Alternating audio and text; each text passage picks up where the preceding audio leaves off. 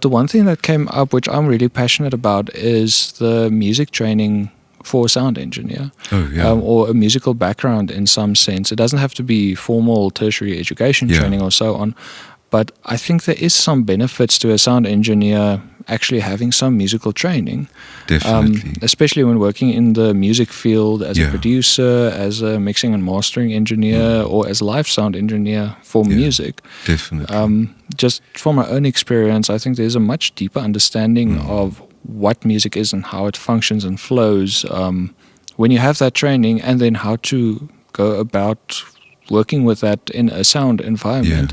Because you also have best of both worlds as It you're is sitting sort of there. a blessing, it really is. Yeah. I think the approach is different. I think one is not necessarily going to approach purely based on auditory senses, if I can put it that way. Yeah.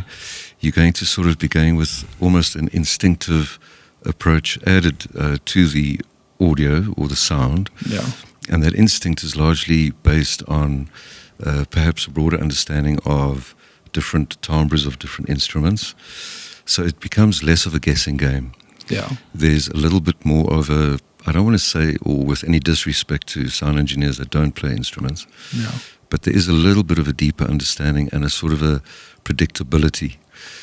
However, I have to say the guys that are not necessarily instrumentalists or musicians or even singers, but they really focus on the sound and the processes of that and the complexities of that.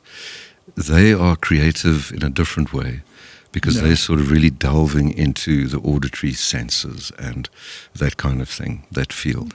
Yeah. But I'm happy to have a bit of both. You're also highlighting something which I didn't think about is the on the other side of the spectrum, people that doesn't necessarily come from a musical background that works with the physics of sound, if I can put it more like that, and the overall experience, which I think is something that someone that's not from a musical background can bring to the table as well, where if you have a musical brain, if I can put it like that, you can't disconnect from that always. That's very true.